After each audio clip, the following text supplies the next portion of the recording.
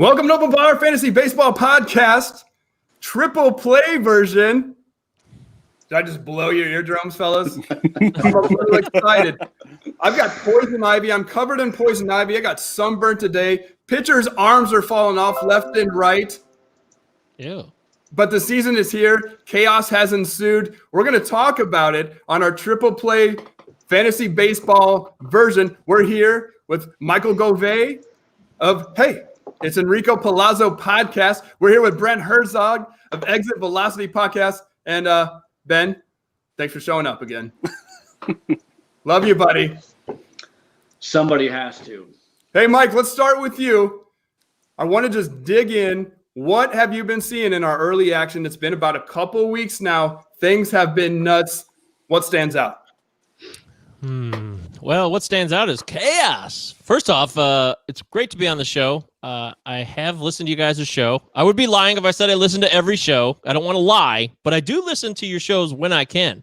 But I think we can all relate. Sometimes we need a break from baseball podcasts. When you do baseball podcasts, you know, it's like you try to listen to other things, and it's no offense to anybody because there's so many great artists, people doing great work. And I just want to give you guys a lot of credit because you guys are part of that fun club that I include our podcast in, like Pallazzo Podcast and the Upper Decker Pod.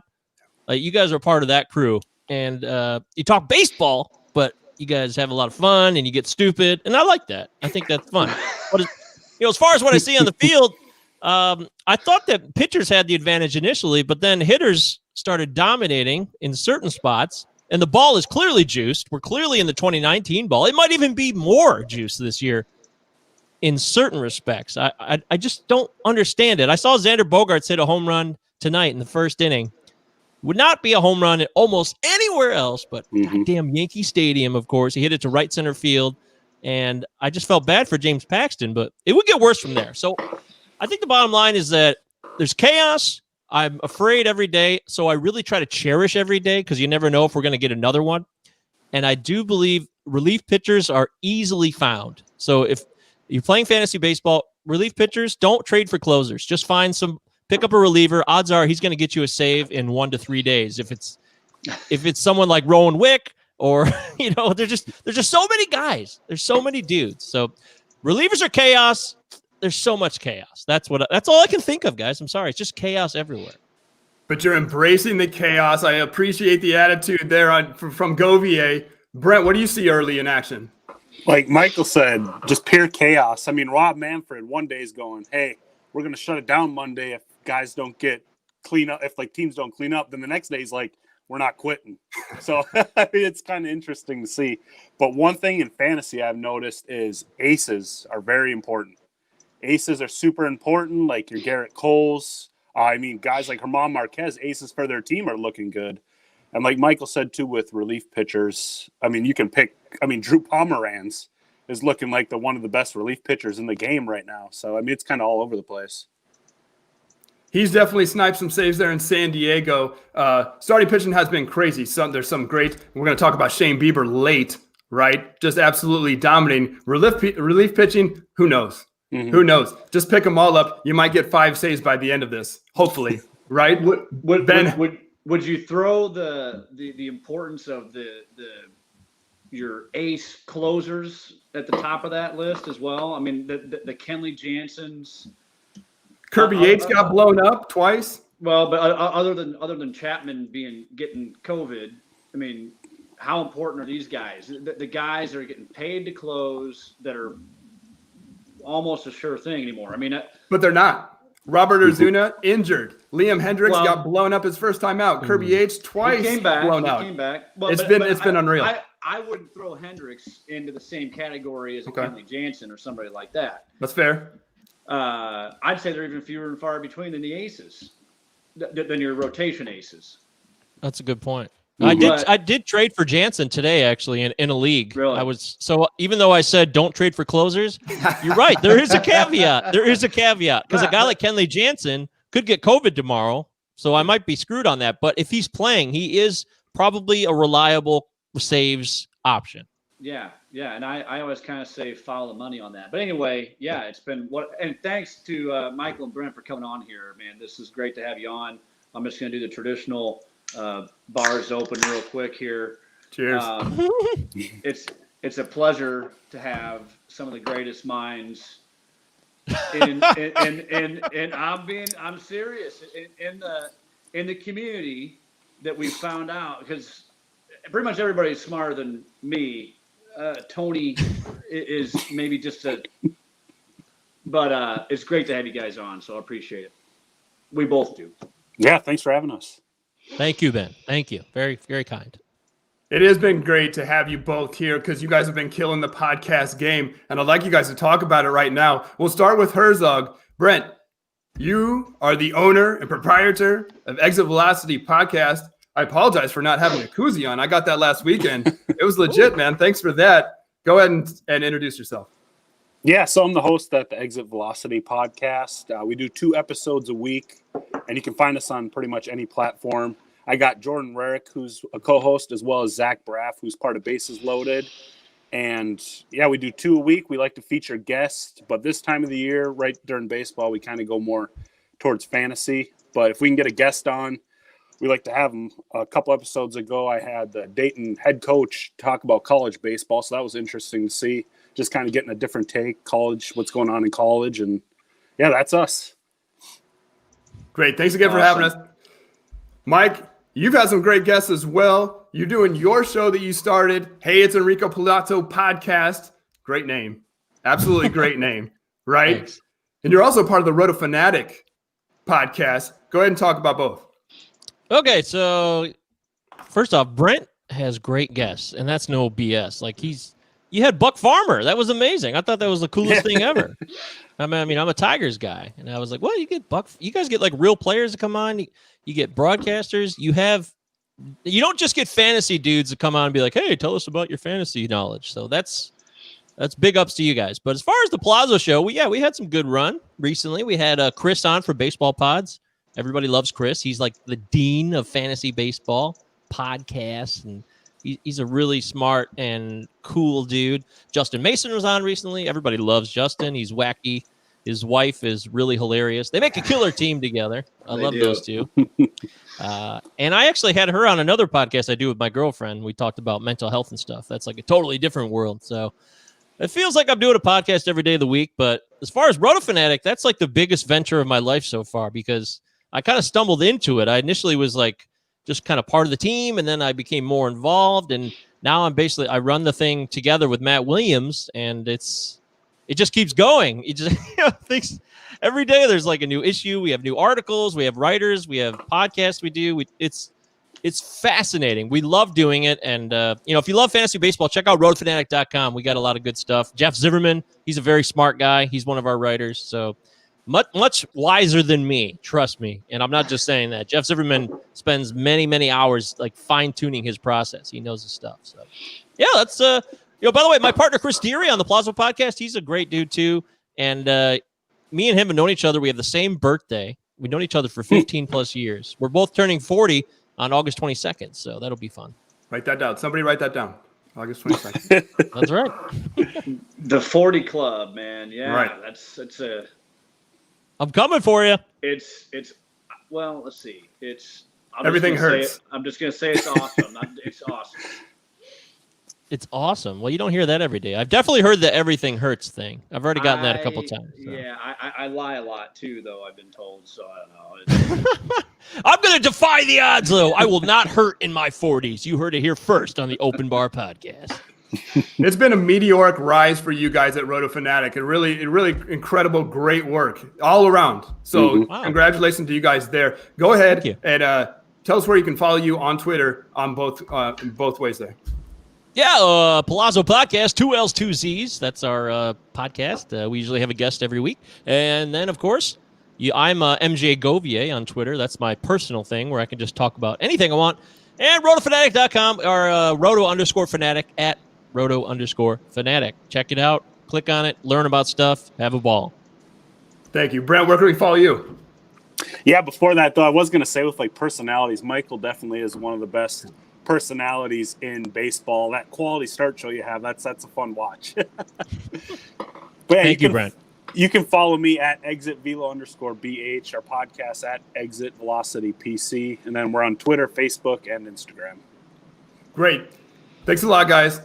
So if you guys are not familiar with our format, we're going to try to attempt this game show theme. We're going to do this is our second go around. Okay, I got a lot of buttons to push over here. The first go around, I failed to keep score. I kind of just nominated someone at the end. Okay, but I'm going to try to keep score, and whoever wins will get the get the talk time at the end, closing time we call it, and you can go off just however you want to. Keep it lighthearted, maybe, I don't know, but just do what you do here. We have a good time, so it'll be up to you guys. Sound good? Yeah, sounds great. All right, let's get started. Ben and I haven't been able to talk about this Joe Kelly high and tight situation. He's been on vacation, got a little sun on his brow there, you can tell. Let's get started. Ben, Joe Kelly suspended for going high and tight. Brawl, no, but he didn't even get kicked out. What happened there? I saw part of this while I was on vacation, and I thought it was fantastic. I thought everything happened just like I thought.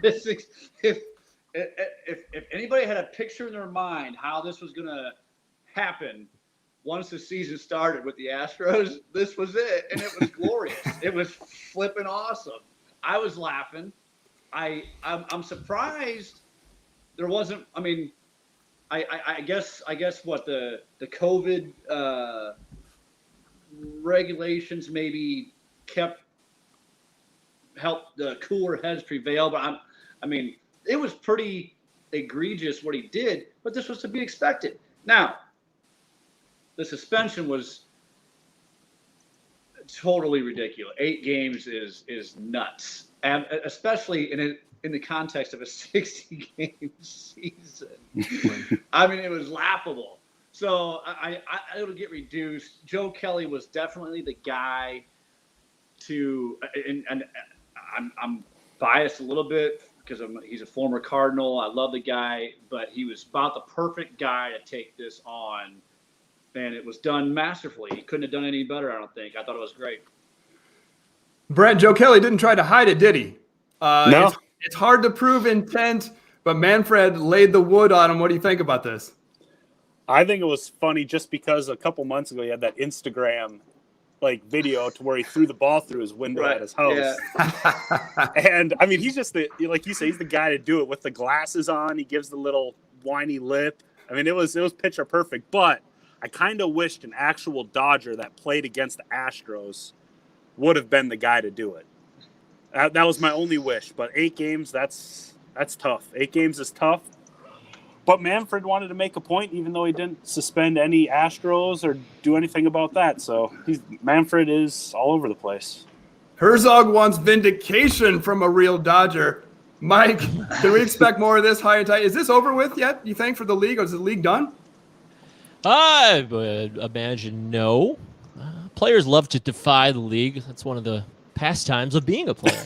That's what it's all about. So players going to do what they want to do. They're going to respect the Corona, although if they play for the Cardinals or the Marlins, they might not. But other teams do respect Corona here.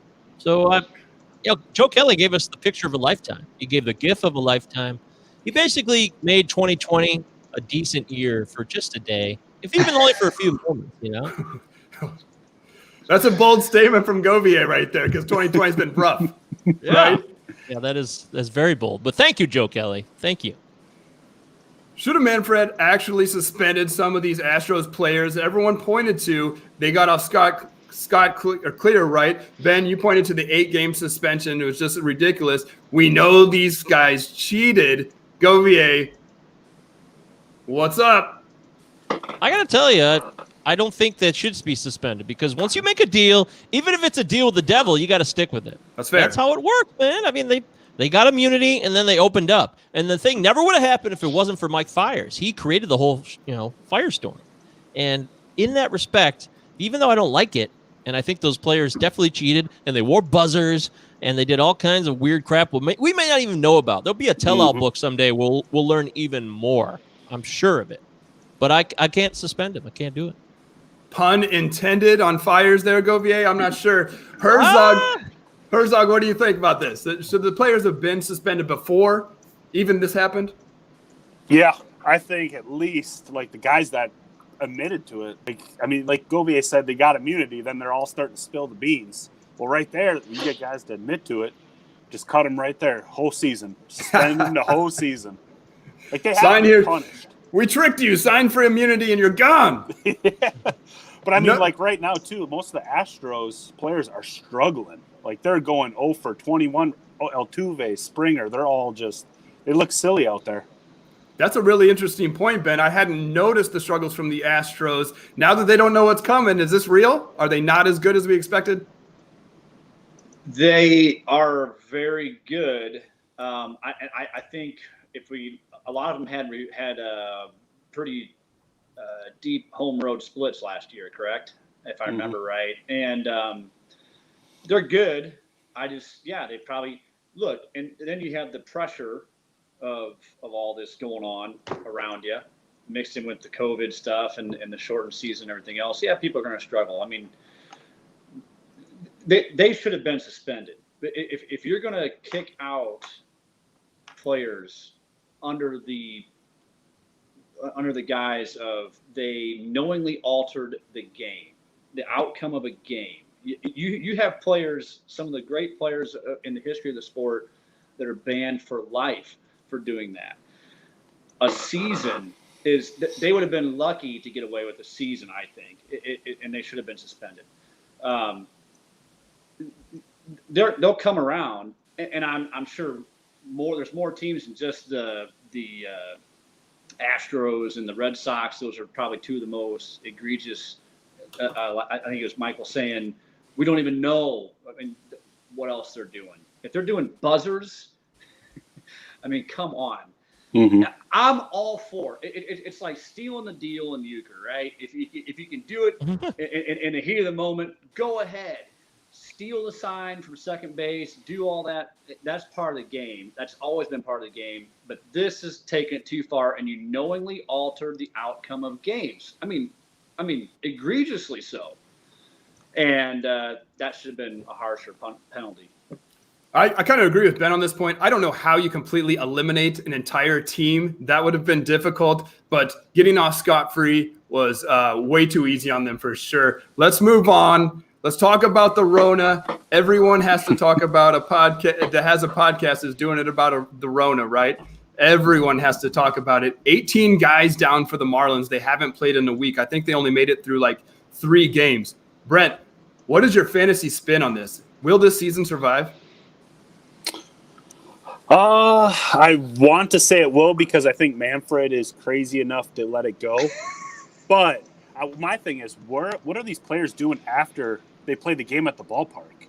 Like, is there any restriction on where they're going? Are they going home? Are they going out to, like the Marlins? They went to that club. I mean, the Cardinals, where are they going? Like, where are these players going after they leave the stadium? And that, I think, there has to be some kind of restriction on that, and also wear masks. Yesterday, the Twins played the Indians, and Domingo Santana's literally eating his mask during his at-bat. He doesn't have over his mouth, he's eating the mask. And it's no one's taking it serious, even though you got 2 teams with outbreaks. So one guy eats a bat halfway across the world, another goes to a strip club, and here we are. Pallazzo. What do you think? Can we survive? Will the season survive? I guarantee it. I'm going to guarantee the season survives. And I'm only going to say that for one reason. Can anyone guess what that is? Manfred. The Tigers. Oh, those were quick guesses. I'll give you guys credit for that. What about you, Ben? You got a guess? I don't even want to take a stab, but mine before it got blurred out, I was going to say Manfred is just crazy enough to do it. But go ahead. Yeah, well, simply it's money. That's it. My answer is money. Playoff money. The $800 million, I believe, is in the rights deal for the playoffs to happen. So they will charge through every COVID case, no matter how high a fever gets. I mean, it would have to. I seriously think if someone would have to die, even if someone did die, they would be like, it's a tragedy. We'll always if Freddie Freeman had died, they would have been like, you know what, we're going to miss Freddie very much. And we'll have a Freddie Freeman day where we'll sell hats with his name and number on it. I mean, it's just sick. Baseball is a sick place sometimes. And really damages and kind of rots the core of what is a great game, because baseball is the best game. It's in its essence, But Manfred and company, worst commissioner in sports now, hands down. It used to be like Goodell or Gary Bettman. It's now Manfred. Mm-hmm. Govier is speaking some hard truths over here, but Ben, I know you agree with him, and you've already said it on this podcast. Follow the money. I say that a lot and that goes back to the whole closer thing. If the guys, if you're trying to pick between, who's going to be the closer, it's follow the money, and at least initially. But this, like Michael was saying, there's a lot of money at stake. Also, though, a little bit different twist on what Michael was saying. Baseball is the best sport, in my opinion, and I think a lot of ours as well. And in that regard, it is the perfect metaphor for life. And there's a lot of risk, and right now, it looks pretty crazy. I think it will look less crazy as time goes on. You're gonna have some players make some bad decisions. You've seen that in the NBA. Individuals have their own risk analysis that they do. And some guys, I don't know, some guy in the NBA was going out to, what do you say, getting something to eat. Lou Williams. Well, I forget. I'm not an NBA guy. but it was some kind of food. And then another one, I think, was a strip club. There seems to be a lot of similar themes to all these characters involved. And you're not going to be able to control all these people, even if you lock them down anyway. The NBA is supposedly in a bubble. I guarantee the NHL is going to have similar issues. If somebody did die, I think that they would have to really rethink, and they would probably come under a lot more fire. But didn't we all feel this way after 9/11? And I'm a Cardinals fan, so I remember Jack Buck making the speech, and it made national news. And yeah, should we play? Yeah, we should. There was risk then, and I know this is different. It's apples and oranges, but I've always said, I think Tony can vouch for this, that they should play through this. That there will be a season. I guess. I think at this point they should play through it. You've made the commitment for 60 games. You're giving guys the option to come out. Locaine, I guess we're finding out about Cespedes today. That's fine. No harm, no foul. If you don't, and who was it? Markakis decided to come back in. I'm just saying, this is the craziest, weirdest, wildest season in our lifetime, and you might as well just go with the flow on it and keep making crazy, weird, wild the theme here. Like Manfred, Ben is stubborn to a fault. Mr. Herzog, they're talking about these 7-inning doubleheaders to get this game in, okay? We just mentioned the Marlins have only played 3 games so far. The Cubs are at 8 or 9. They're almost a week ahead. A lot of teams are a week ahead of this teams. The Cardinals have now have 8 players, I think, is the last thing I read today before we went live. They're starting to drop like flies, so they're going to have some days off. We know the Phillies, Yankees have taken a weekend off or a 3-game series off. What's going to happen? Because Manfred was very hard on his point. He's like, I'm starting the playoffs on this date. We're getting this season in. Is this logistically possible? Yeah, if you do that 7-inning doubleheader, but like Trevor Bauer threw out there, it's out of control. You can't agree to a season of a certain amount of games at 9 innings, then suddenly 8 games in, you're like, you know what? We're going to roll with 7 innings, double headers. There you go, guys. Day-night double headers. Have fun. It's just – you can't just keep changing things as you go unless, like Govier said, somebody died, then you got to shut it down. And that's the sad part is people don't shut things down or put a stoplight up unless something happens in an intersection. Oh, we need a stoplight. Somebody died here. It's why can't you be proactive about it and take care of it before that happens? But that's just life. But the 7-inning game, Trevor Bauer is a fun follow on Twitter, and he speaks up about this, and he's right. You can't keep changing things as you go. You're absolutely right on that, Mr. Herzog. Govier, what do you think about this fantasy spin? In my TGFBI league, we're still all chatting, great group of guys there, okay? But we were talking today how some of the guys were really frustrated going into it, all of this turmoil that's happening, and I kind of popped off. I was like, I'm having a great time. Like other than people getting sick, nobody wants that, right? But this adds another level to this game that we love, right? Are you enjoying it or no? I am enjoying it, and I didn't think I would. I remember being very bitter and resentful of this season when they kind of settled on the 60 games. Yeah. And I was, screw this. I don't want anything to do with it. And people who were trying to be sunshiny and positive were telling me, hey, you might as well just be grateful to have something. And it took me a while to kind of come around to that. But I've come around, and I love it. And I enjoy every day. I love the 7-inning doubleheaders even. And I watched a wild one today in Detroit with the Reds. It went the first game, not the second game. And we had a game-tying, what should have been called a triple. I don't know if they changed the scoring on that or not, but Nick Castellanos tried to pretend that he was a good outfielder, and it didn't work out. And then it came down to the 7th inning. It's like, oh, boy, this is it. What's going to happen? But Raisel Iglesias finally closed one out. So 7 innings is fine with me. Doubleheaders will be able to make up these games in 7-inning, increments. So I think the season will happen as it is expected to. There won't be any extensions because they're going to be hardcore on wanting the postseason to be the priority no matter what. So if it ends up being there could be an adjustment where back like the 81 season, the strike season, they based it on winning percentage and they did first halves and second halves. You never know. Something wild could be thrown in the mix like that, depending on how many corona cases end up spreading throughout the league.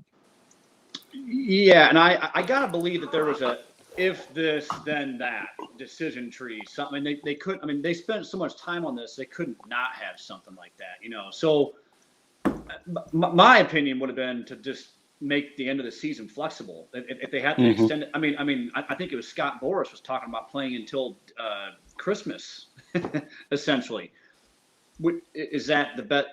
No, but you be transparent about it is the whole thing. If you say, well, if we were going to get a bunch of corona cases on one team, then we're going to go to this type of a format. Players wouldn't this have been vetted out? No? Ben actually just triggered another question for me. We'll start with you, Mr. Govier.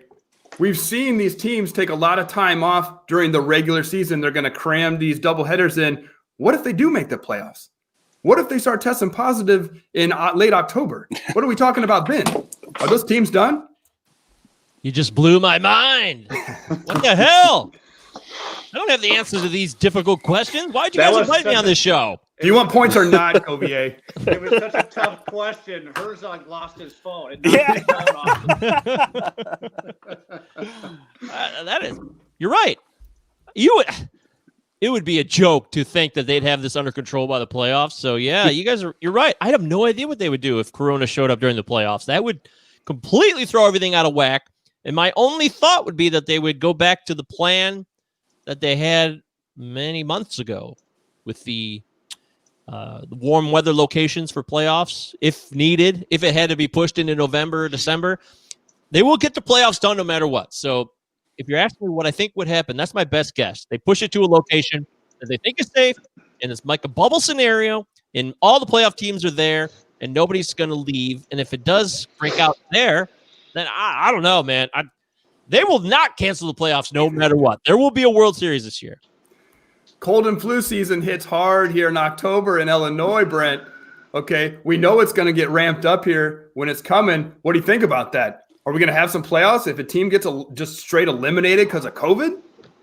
I think they go, like Govier said, in warm weather, or they go to stadiums that are covered. So dome stadiums in the north or wherever they have to play, they play at a neutral site, and then they hash it out there.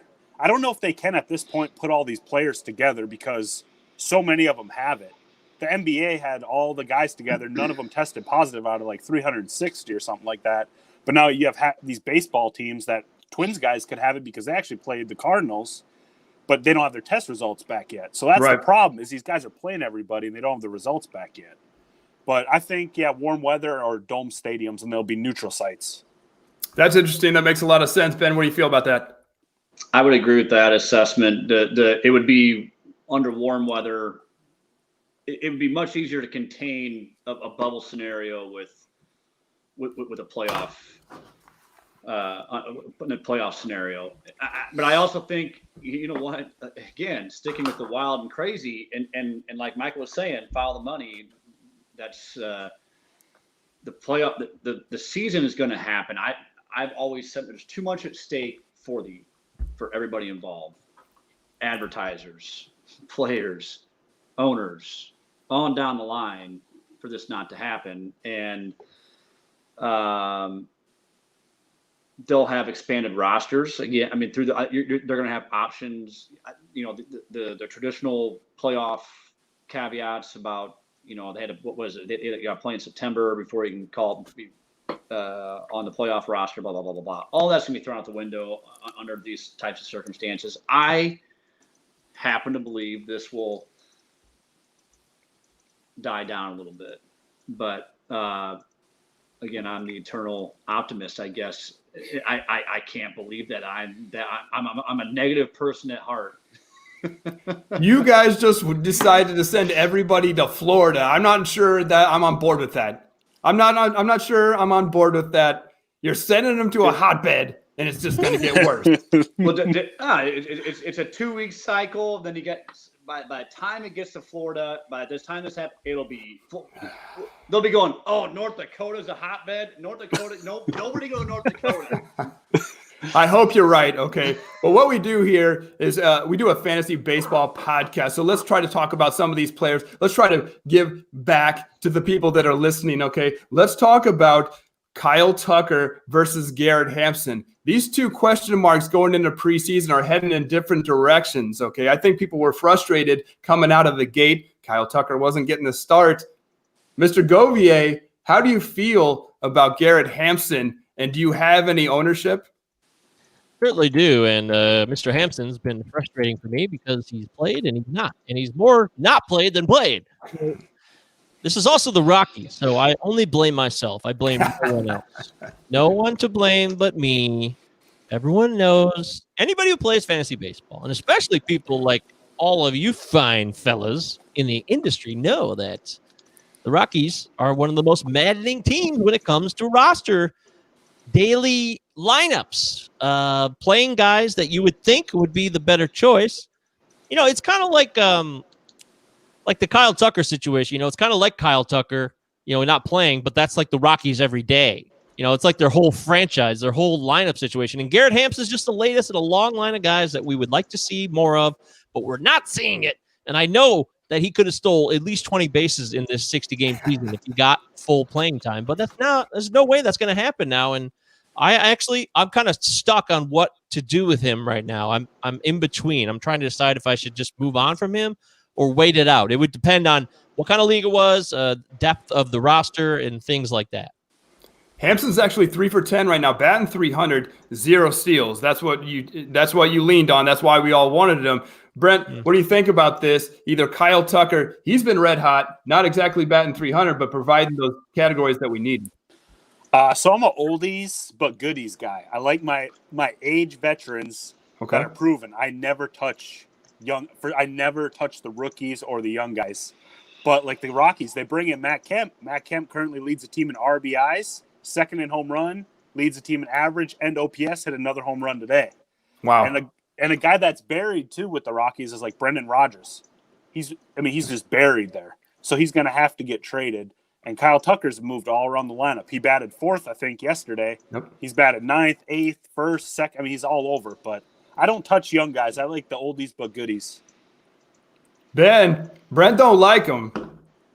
But these boomer bust guys, they can win leagues. That's what everyone said back in February, March. These are league winners. Got to have them. Well, how about you? It's all about timing with some of these guys. I am totally off of after this whole Kemp thing, which it's working out right now, and it's in. I mean, can anybody say it's like Andres Galarraga 4.0 at this point? Who else did they get in there that was like the end of their career, and they stuck him in Colorado, and it's like bam, they hit 40 home runs. But Hampson's way off just because of the way like Michael was saying, the way the Rockies operate. No way. They have on down the line snuffed these guys out. Tucker, I like his hard hit profile a little bit better. He will steal some bags. I think he's a little bit more of a power speed combo, which is what Tony likes on this in this community. But he is going to have, again, this is a foul the money scenario where you've got Reddick in there and you've got Brantley in there and you've got Springer in there. There's no place for him to play. So Guriel, I mean, you got there's just not a lot of at bats. So I'm off of both these guys. I like Tucker better. Ben, I've only given you 1 point thus far. I'm deducting. I'm getting rid of it right now. I'm getting rid of it right now. Kyle Tucker. Now I think he started the second game of the season. He sat out the first. He sat out the third. He's been a regular in that lineup ever since. Now, granted, we're only like a week and a half in or whatever, but he's proven he can do it. And I think Coach Baker over there has figured it out. I'm just saying, follow the money. Coach Baker, they're going to do something with Reddick. Then what are they going to do? Yeah, ship him, right? There you go. That's what I said. I'd take Tucker over Hampson. Hampson, I'm totally off. Tucker, I could see making a play for him. Ben, I'm going to give you a chance to get your point back. We've already kind of touched on closers. Okay, this has been ridiculous. How have you been handling it? Trust no one, churn and burn. You got speculative closers in your mind? You look frustrated right now, bro. Are you okay? Well, I had on nearly every single of my leagues some pretty good closer foundations with a Jansen, Ozuna up until today or yesterday. I've been doing okay, and I end up having to take some leaps with Liam Hendricks and Brandon. I got some Brandon Workman shares I'm concerned about. And then to get a third, I'm not even sure I should be trying for a third closer here, really. But I mean, yeah, I am throwing gobs of tape at the wall and just seeing which one of these dickheads stick. This is, and not only that, it's not even really the player's fault, right? It's the whole mentality of how to manage a bullpen these days, which I think is absolutely. I want to smash this table into. Don't say Tony La Russa. Do not say Tony La Russa. Because Tony La Russa freaking started this crap. And I'm a Tony La Russa fan, but it's like, nobody can do this consistently. I'm going to say Tony La Russa again. I'm going to say it 2 more times. You can't give the guy a role and have him stick with it, for God's sakes. There's a select few players out there. Once was the Andrew Miller. Look what happened to his career. Now it's Josh Hader. You think Josh Hader's going to be able to hold down that 2-inning, whatever they want to do to him, whenever they give these guys a role, give them an inning, have them mentally set up to complete their task. Ben, they're mentally set up to pitch 1 inning and get 3 outs. I don't understand it. What's so hard about that? Hey, Brett. Right. Ask a closer. What's so hard about getting the last 3 outs out of the damn game? It's the hardest part of life, i.e. baseball. We know that this closer position is always volatile every season, about 40% turnover. It's way more this year already. Are you blaming this on the way just the season's played out so far, this fast ramp up they've had to do? Yeah, because I think most teams are just playing to get to the playoffs. I mean, look at the Tigers right now. They're tops the AL Central, but the Rays too, besides La Russa, the Rays too kind of have done this. They've created the opener, and their bullpen's all over the place. And I know guys like Diaz, Iglesias, they say there's guys that build off the closer role. Like, that's what they want to do. Their adrenaline feeds, and that's how they pitch. But I mean, even the Twins bullpen, they got one of the best closers in the league. Sergio Romo has 2 saves. He got another one today. I mean, it's just a rotating mess. That was one of the tape. That was one that stuck. Now, I actually liked Romo coming into the season. Okay. But Govier, what do you think about this, man? Hansel Robles was coming in at a pretty decent price, seemed to have a steady job. He is blowing it, man. Poor Hansel, man.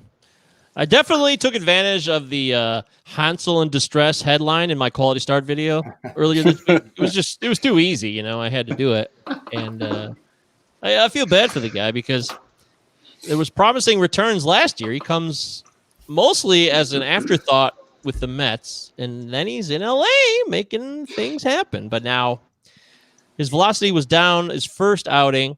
I thought that was a fluke. His velocity seems to have looked a little better, but not quite what we saw last year. I watched him get obliterated yesterday. I saw that live against the Astros. He served up that meatball to Springer. Springer, he knew it was going to come. He just turned on it and blasted it out to left field. And whether it's Robles or Jose Leclerc or Wade Davis, boy, I was. Wade you go Davis. back and look at my Twitter feed. I believe on Saturday I posted a tweet of glee about Wade Davis. So that probably won't age well because now Wade Davis totally screwed me when he blew the save against the Padres over the weekend here. So, and now he's out, and Jose Leclerc's out. Are you going to choose Nick Goody? Are you going to choose Edinson Volquez? I mean, this is chaos, and this don't forget Jesse Chavez. Of course, no, never forget Jesse Chavez. He's a great man. But Ben's point's right. I traded for Kenley Jansen today, and as long as he doesn't get corona, I'm really banking on a guy like that to lock in and give me saves. I don't want to deal with a Trevor Gott and hope for the best. I mean, I guess you could always pick up free agents too. That's why Fab bids that just went out probably tonight. It's Sunday night. A lot of people probably put in bids on several different guys on the Rangers or the Rockies like Jairo Diaz. So it's a mess, man. It's chaos incarnate. Like we talked before, you just embrace the chaos. It's just more than ever this year. And you just got to embrace it. Is there any other way to handle it? I don't think so. But let's talk about some of the chaos from the top of the ADP. I'm calling this fire and ice because we know some of these guys are ice cold, while others lower in ADP, red hot. We saw some of these breakouts maybe happening. I know Ben and I have talked about them. Let's just start at number 1, Ronald Acuna. A, Brent, do you own any Ronald Acuna? And B, are you crying because you own some Ronald Acuna right now? I wasn't lucky enough any drafts to get like a top 5 pick, so I have no Acuna. But he's starting to wake up a little bit. His bat's coming to life, and I was gonna say with like guys like that, you have to hold on because they're 5-tool players. They can steal, they can hit. I mean, they do everything for their team. So I mean, I'd hold on to like Acuna. That makes a lot of sense. I think that's going to be the general consensus here. But Mr. Govier, Christian Yelich has one hit. One hit. You holding on to that? You embracing that one hit? It was a home run, 3 RBIs, 1 hit. Yeah, the bad news is the Cardinals were their opponent over the weekend, so that went straight to hell. It just got worse. The guy didn't need time off. He needed more at-bats to power through it because Acuna hit a home run yesterday. He finally broke through, and that's what you got to do. That's why managers keep sticking with certain players because they know sooner or later, especially as talented as a Yelich or an Acuna, they'll get through the process. So I actually think, although some would say, hey, Yelich need a few days off, I would completely disagree with that. I think he needed to grind through it and have that huge day to build the confidence because he knows he's great. If he could go 4 for 5 over the weekend against the Cardinals pitching staff, like Dakota Hudson or something like that, that would have been nice for him. That would have been very helpful. But now he loses that, and he's also not facing, BP in summer camp, a load of crap. What a load of garbage that was. All the highlights, even I showed some of those highlights on Quality Star. Like, oh, look at this. Edwin Rios cranked one out to right field. That's cool. Edwin Rios actually playing all right. That's a bad example, but it's just a joke. Come on. Everyone knows BP is a joke. It's just for show. It doesn't give you that real feel. That's why live games are so important. Palazzo says shooters got to shoot, Ben, and he take a shot at your Cardinals. We've talked about Acuna, we've talked about Yelich. Let's talk about Bellinger because he's a little bit different. We know he's made an adjustment in his swing, but he's also struggling. Yeah, baseball, I think probably more than any other sport, is a creature of habit type thing. The more reps you get, the better. That's why it's 162 games. So kind of on the same line Michael was talking about. Well, first of all, when you're at the top of the heap, somebody's always trying to knock you off. So I'll take the Cardinal Raps all day long. It's okay. But been a while since they've been on top, Ben. But yeah, Belly is probably going to come around as well. I mean, all these guys have. All of them except for Acuna, really. Who else did you Yelich, Bellinger, and then we're going to talk about the next guy when all you take a hit on him. Acuna would, Acuna makes me the most nervous out of all of them, and I did grab him with the number one pick in one of my leagues, and but he's fast enough where he can make things happen. His exit velocity while down early isn't awful, and so I'll put some tepid faith in that. I'm more nervous about him than the other two. Yelich has been that sweet swinging lefty's been good for a long time. I'm not really, other than the back issue, but I don't think you're going to see a Matt Carpenter scenario where he just falls off the face of the earth in a year. Not a lot of conviction in Ben's voice there. We know Acuna had that 30% K rate in the second half. He seems to have carried that over into the first half of this season. Herzog, let's talk about Mondesi, okay? This is a guy that doesn't have a great hit tool anyways. We needed him for his legs. He's coming off the shoulder injury that we know people struggle with. He's been god-awful. He actually has more hits than the rest of these clowns, though. Yeah, I didn't touch Mondesi in any drafts, even if he was available. The guy can't get on base. He's like Malik Smith almost. He can't get on base, but if he does, he can steal. Problem is he can't get on base. And the lineup behind him, besides Soler and Merrifield hits ahead of him, but like Soler, he's the only guy that can drive him in. But I don't like Mondesi at all. I don't think he'll turn it around. But going back to like the elite players, all it takes is one game. Like Freddie Freeman was 1 for 16. One game he went 4 for 5. Now he's fine.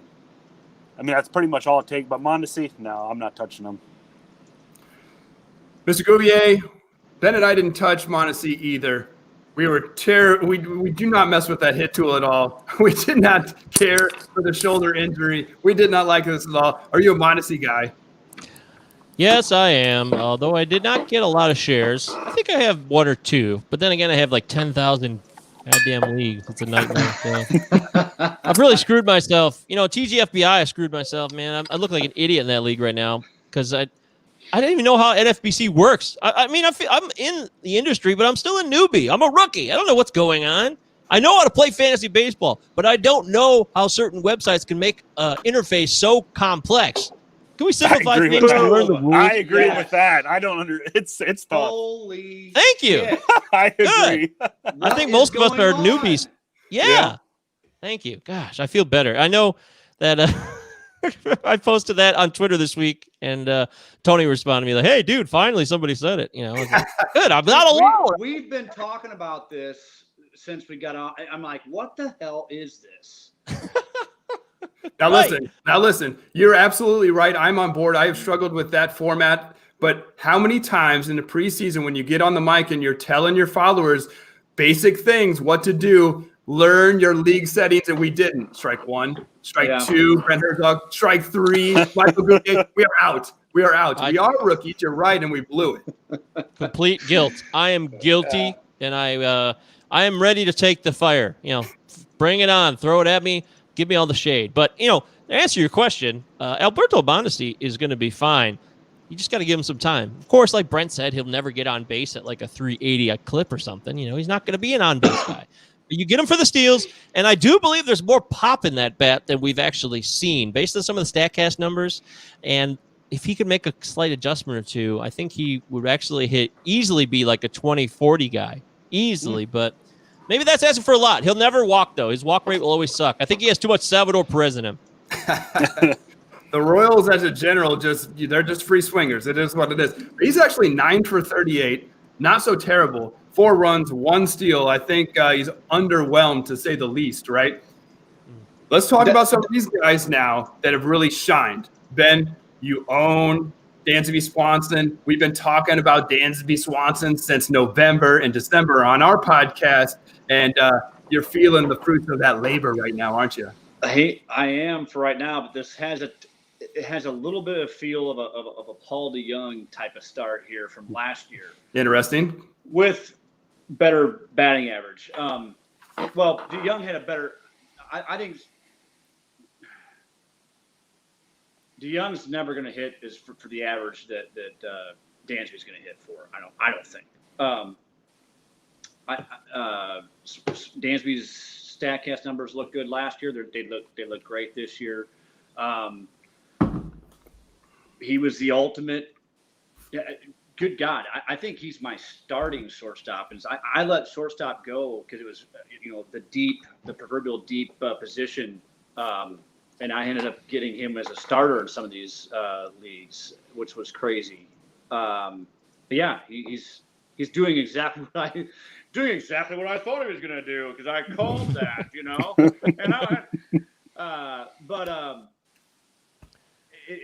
he's going to come back down to earth.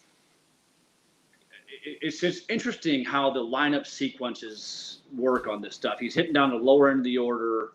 Your pitchers are really going to be focused on the Acuñas and the Freemans of the world, and he might get kind of a boost just from the pitcher going, "Oh, thank God, it's just Dansby Swanson for one at bat. I'll take a break here and throw him a few fastballs." But well, one of the things we pointed to was a super red-hot first half in 2019. That's why we liked Dansby Swanson. We know he had the quad injury and he fell off the map in the second half, but he got it done. Brent, what do you think about Michael Yastrzemski in San Francisco? Now, he's crushing at Oracle where nobody hits, but he's getting it done. Yeah, I love Yastrzemski. I wish he could get on a better team. Like, he is he is a prolific leadoff hitter, I think. Like, he's great, good contact skills, except that San Francisco lineup is probably the worst in baseball. I mean, at opening day they had now. Oh yeah. Opening day they had Sandoval in that third spot against the Dodgers, and I was like, yikes. The Pablo. Panda. Yeah, but I like Yastrzemski a lot. I think he could bring good value this year, even in a bad lineup. Swanson is the number one player on Yahoo right now. I think Yads is like 14. And then Trevor Story, this is a little more expected. 5 category stud, 8, 4, 5, and 2. You're getting everything from that guy. Let's talk about Corey Seager, Mr. Govier. We saw today he might have a little bit of an injury, but he has been absolutely red hot, barreling it up like crazy. Shocking. I cannot believe he's hurt. This is stunning. I'm going to have to take 5 minutes to kind of adjust to this news. Give me a few moments. Wow. Corey Seager got hurt, man. It's hard to believe. No, I'll tell you. Corey Seager was always available. Right around pick 120-ish, right in that 110 to 120 range of most drafts I was in. And some friends of mine that are really smart say that he was going to have a banner year. And the way he's been hitting the ball, he certainly looks like that guy who's the higher prospect, really, than his brother Kyle, right? But the injury's concern. Injury is another attribute. It's another part of a player's profile. And some are prone and some are not. Michael Brantley was hurt a lot, and people said he was injury prone, but now he's been healthy for many seasons. So things change. But I do think Corey Seager has problems with injury, and that's always going to limit his appeal to me. Ben, you were on to Seager from the get-go. You loved that ADP that he spoke of, but the injuries do linger, and we have another one today. Yeah, I learned my lesson on that. I was big on the Seager. Well, thanks to you, I kind of got off of him because you switched to this whole power speed thing and made me think, well, yeah, if you get a little bit of speed, he doesn't steal any bases. That's why Dansby was so appealing, because you could get maybe 10, 12, maybe even 15 steals out of a full season on him that far down. Now, Seager did finally drop. The obviously coming back from the Tommy John surgery in 2018 was a problem in 2019, but he did have the pedigree of a great hitting profile, especially that shortstop position. He had 91 mile per hour exit velocity, barreled 8.3. Basically, you could come down the line through his entire career and say he hit in the low 90 exit velocity. He was barreling about 8%. To this year, and it's a small sample size, obviously, 94 miles an hour and 27% on the barrel. Whoa, this is gonna come back down to earth. And now you got a quad injury. Yeah, we're gonna put him at DH here for a few days. That's great. But like Michael was saying, that's part of a player's profile. That's why I don't ever draft Josh Donaldson. This is Josh Donaldson light. That's exactly what happens to these players. It's always a heel or it's a nagging, an oblique or a quad or a hamstring. Something always knocks these guys out. Back off of them. I grabbed Seager one time this year because he fell to me and I got a little bit desperate, I think, if I remember that in the draft. But I don't know that I'm going to take him again, even if he has a monster year and 60 games here. That might be all you get in a regular season. The last note that I did read before we went live is that he's most likely back tomorrow. So this doesn't seem too significant. Okay. But I do want to read this tweet from Max Goldstein because this blew me away. Barrels this year. Corey Seager, 9. The Twins, 9. The Rangers, 9. Astros, 7. Indians, 7. Nationals, 7. Diamondbacks, 3. Corey Seager is on fire. And kudos to anyone who went out and grabbed him. Ben, I know you talked about him a lot in the preseason. That's been crazy. Probably that one share. I guess you only have one share, but that's been good for you. I think I talked more about Dansby than I did Seager. I was more enthusiastic about getting Dansby at that ADP than I was Seager at his even. 100 picks later, you're getting Dansby Swanson. That ends up being good. He's already got 3 steals. You mentioned the steals. He has 3 steals in like a week and a half. So you nailed that. Crazy. Let's go on and talk about Mr. Govier talked about some fab earlier. I'm wondering when we talk about this next category, who? We're going to talk about Jacoby Jones in Detroit. He's red hot. Colin Moran in Pittsburgh. And then Ben's always been on Teoscar Hernandez for a couple years now, okay? Pallazzo, let's start with you. Jacoby Jones, is it legit? Did you just spend like half your bankroll on Jacoby Jones? Well, I will say, time to toot the old proverbial horn. I did draft him in 2 roto leagues. These are deeper leagues. You know, these are 2 catcher, very, very deep leagues. But I thought that he provided roto value specifically because he could steal, and he's clearly exceeding expectations right now. And he's barreled 4 balls. That's pretty good, right? Yeah. I think this is a guy who, again, it's just like Seager. He's got injury problems. His back acted up already this season. He missed a game, and he was ready for a game, and then he got scratched too. So Jacoby Jones is someone that everybody thinks is really talented in Detroit, but there's just questions about the durability. But when he plays a great center field. One of the best fielders in baseball when healthy, if you check out the numbers. It's totally true. Trust me. Interesting note on that point. Yeah. But in the end, he's over. He might not be the guy that you want to base all of your outfield hopes on, is what I'm saying, obviously. Jacoby Jones is batting 9th for Detroit. I think they've moved him up recently, but we know Colin Moran is in the heart of that order in Pittsburgh. Brent, do you like him? You buying this? Yes, I love Colin Moran. He was actually part of that Garrett Cole. He was the big piece of Garrett Cole going to Houston back in the day. He was a big prospect. He also has second base eligibility, which is huge, I think, the shallowest position in baseball. I love Colin Moran. He's batting 4th. He batted 4th today for Pittsburgh. He hit another home run yesterday. I'm buying all in on Colin Moran.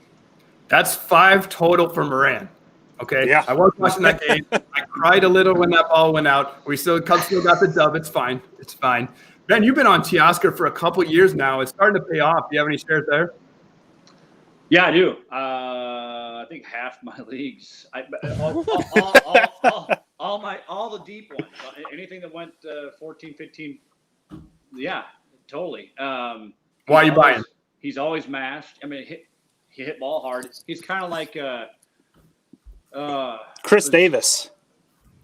Maybe. Yeah, but steals more bases. Well, I guess Chris Davis stole bases early in his career, right? In Milwaukee, maybe a little bit, had some speed.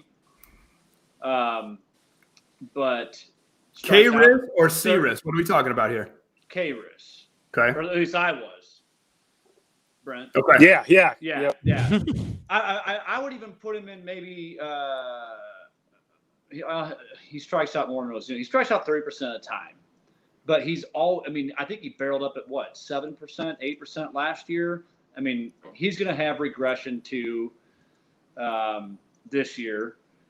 But he's always had a good exit velocity profile and a power hitting profile with some speed. And you got him basically almost for free. I mean, I drafted him just because I didn't want to get, I don't know, Kevin Pillar or somebody instead. Although Pillar, I think, started out okay this year too. But yeah, I've liked him for. He had some injuries last year, I think, but the year before, he was a top prospect with Houston. It was Houston's. I don't know who'd they get for Teoscar. I forget. Wasn't anyway. No idea on that So note. there's a good trivia question, but yeah, Colin Moran's an interesting one too. I might be buying on him because he's hitting the hard of the order, even if it's a crappy lineup for deep leagues. It's a great pickup if you can grab him. I got to check my fab, but I took a stab at him. The Pirates aren't as bad as they've shown in the week. They're not good, but they're not as bad as they've shown either. Let's move on. Let's talk about one starting pitcher, and he's been the best starting pitcher so far. 2 turns. Shane Bieber. Cy Bieber. Can he be beat? Can he be beat? He just manhandled the Twins. Brent, what do you think about this? Bieber fever. Everyone's got Bieber fever. But he looks like Jacob deGrom back in his younger days. I mean, when I watched him pitch against the Royals, and he was throwing balls in the dirt a foot in front, and the Royals were swinging. I mean, they're a bad team, but God, that stuff must have deception. But right now, yeah, Bieber's probably the best pitcher in baseball. That whole rotation with the Indians, though, is super good. I mean, Savale had another quality start today. You got Clevenger, but yeah, Bieber. Ooh, I got Bieber fever. Palazzo, you got Bieber fever over there? Yeah. Well, I mean, the guy deserves kudos because he's playing great and he's striking people out. 27 strikeouts in first 2 starts. That broke Nolan Ryan's American League record of 25 in 1978 or something like that. And Shane Bieber is a guy that I basically don't have a single share of. So I'm a little bitter, I guess. I just thought that he would be good, but not this good. And he's probably not this good. I did watch that first start against the Royals, and I think context matters. And that's why having video and watching these games instead of just looking at box scores does matter. There was he had 14 strikeouts, but there was a few strikeouts that he got some called third strikes that were questionable. So, all right, he would have had 11. That's still really good, right? So it's not like he's bad. I'm just saying that I don't think he's going to win the Cy Young in the end. I just think this is a really hot start, and he'll still have a great year because the Indians have Clevenger and Bieber and Plesac and Savale, as Brent said. And Carrasco looked amazing. He had 10 Ks in his debut. So clearly they know starting pitching up there in Cleveland, but I'm just bitter I don't have him. That's all this is. I'm just trying to make up stuff because I don't have him. So, wah! 27 strikeouts, Ben. 27 strikeouts in 14 innings. The one bump against Bieber preseason was like he gives up that hard contact. Nobody's making any contact on Shane Bieber right now. What do you think? I think it's crazy. You know my policy. I don't draft these guys. I'm usually taking a 3rd rounder, ace, or maybe even 4th, but wasn't going to touch him at that ADP. It's nuts. I gotta believe he's going to get that hard contact coming back around on him. Maybe not, but what the hell is going on in Cleveland where you have Savale and Plesac? Yeah. These guys did not have K rates like that. And Savale's doing it now back-to-back starts. So maybe something's going on with the pitching coach there, or maybe it's another Houston fiasco. Who knows? I don't know. But they're all good. And Clevenger looks like the 5th starter right now. So it's bizarro world. It's a weird, wacky, wild season. This is going to turn around. I don't know if he'll be the Cy Young, but he's damn good. He's been pretty good since he came up. I just don't think he's this good. I have no shares because his ADP was too high for me. But I was all about him last year. He just manhandled the best, highest scoring team in the league. Absolutely destroyed the Twins. And the Indians' schedule was tough this first week because they did have the Twins. It gets much easier in that Central Division the rest of the way out. That's why I questioned you guys about the perfect season. Okay, we know he's going to get 11 or 12 starts. I want a hard answer. This might be easier for you, but I want a hard answer. Did you all 3 say no on the Cy Young? Oh, I said Cy Young. He'll get. I said no. Brent said that. I'm going to say no. You can't maintain these types of numbers. Something's going to happen. That doesn't mean he can't win the side, though, Ben. Well, okay, Brett, you're right. That's true. I'm going to push you a little harder. Can Shane Bieber have a perfect season? Can he win every game out? Yeah, I think he'll go like 9-0 or 10-0 because the Indians lineup is deep enough to give him run support. I mean, Jose Ramirez looks back. I don't like Jose Ramirez at all, but he looks like he's back. Lindor's there. I mean, they have a deep lineup. Their team is a lot deeper than people thought, and I think they're going to compete with the Twins over the White Sox for that AL. But I think Bieber goes 9-0, 9-0 or 10-0. Palazzo, I'm going to be honest with you right now. That was a very bold answer. He just scored a lot of points. Did you see my hand over here? I was just going to town. Let's go on to our next topic, though, and then we'll wrap it up. Do you miss pitchers hitting? You're an AL guy. You're a Detroit guy, so maybe not necessarily. Not me. Hell no. Hell no. I love DHs everywhere. We should have 2 DHs. Two DHs.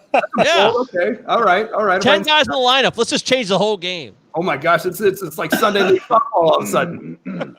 Yeah. Somebody Stairs will make a comeback.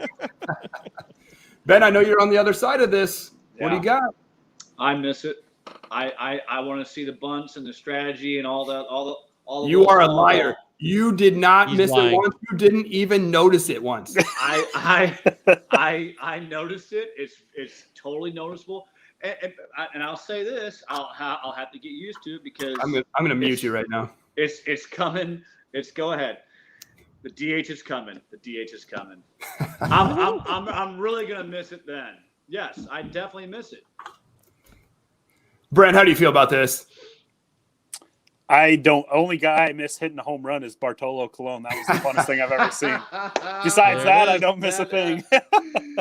That's it. That's the standard answer. You're right. Yeah, everyone misses that. It was amazing. But otherwise, who gives a rat's ass? I mean, Nelson Cruz, if he didn't have the DH spot, I mean, he's in the AL, but if he didn't have the DH spot, he's not. He wouldn't be playing baseball, right? Yeah, you got to play the field, and look what happened. He basically gave the Cardinals the World Series in He 2011. did. Yeah, that's the first thing I think of when I think of Nelson Cruz, Ben. I'm so glad you said that. Seriously. We wrap it up on this game show, and it's called Closing Time. Brent Herzog just closed real hard in those last 2 segments. I'm giving you the victory, Mr. Herzog. Thank you so much for being here. Thank you so much for being here, Michael Govier of the Pallazzo Podcast. Go ahead, close it. Yeah, I think Matt Kemp is going to make a comeback. I think he could potentially push for NL MVP votes, sitting in the DH spot. I think the Kempire is real, and the Minnesota Twins will get to the World Series. Those are two things. Again, bold. Very bold at the end. Just closed hard. Mr. Pallazzo, thank you so much for being here. I'm not going to just shut you down. I really do appreciate you guys being on here. Take a minute. Whatever you need to say, let it out. Well, did I tell you? I wish the Twins would make the World Series, Brent. I really do, but I just don't see that happening. I would love to see the Twins go. I've always rooting for them, especially against the damn Yankees, but they can't beat the Yankees. And until they prove they can win at least one game, not even a series, just win one game against the Yankees in the playoffs, there's got to be major doubts. You see what Aaron Judge is doing tonight, what he's doing all week. That's not good. But I'm excited about the playoffs. I'm excited about baseball. I'm just going to keep praying. Even though I'm not a religious man at all, I will pray that we have baseball every day and that nobody else gets sick. And I really appreciate being on the show, guys. I love the show. I love the format. You guys are cool, smooth, slick, badass. You guys have all the adjectives, everything. Everything about you guys' show is fun, and it's informative. And that's the key, because you can't just be informative and not fun, or just fun and not informative. See what I'm doing here? So I really appreciate being on here. I'm at Pallazzo Podcast on Twitter. We love doing the show. We're supposed to have a guest on this week, but he's not going to make it. So it'll just be me and Jerry talking baseball. And, of course, RoseFanatic.com. Please check it out. We have our weekly bullpen report tomorrow morning, and I will do my – in fact, as soon as the show's over, I will start doing my quality start video for Monday morning. So check it out. Thanks again, Mike. I really do appreciate it. Brent, go ahead and give everyone followers, let them know where they can reach you. Yeah, thanks again for having me. Appreciate it. You can reach me at exit_BH and at exit velocity PC. Ben, got any parting words? Just happy to be doing this during a baseball season, even though it is a complete mess. It's a lot of fun, and it's just like life. Sometimes life is a complete freaking mess. So you just keep plugging away and plowing through it. And thank you guys, Brent and Michael, for coming on here and hanging out with a couple of schmoes like us, because we love talking baseball. We love having fun. And like I said, try and give a little bit of information and perspective on this really crazy community we got going on here with the fantasy baseball folks. So good times. Thanks again. I got one little quick note before we sign off. I was trying to do the quick hitter edition that we do on the road as I work at night. It wasn't working. I was trying so hard to look up the information and provide good content. All I was doing was bullshitting and spouting out just stuff. It just wasn't up to par. Okay. And we have a very low bar here at Open Bar Dudes Fantasy Baseball Podcast. So I'm going to scratch that. When I do get the time in the afternoon, I'm going to do one maybe once a week. But that wasn't just happening. Thanks again for being here, guys. I would have said, just go ahead and do it, because my bar is way lower than your bar. Yeah, I was swerving all over the road, Ben. It was just not safe. I don't understand what the problem is. Thanks for listening. We'll talk soon.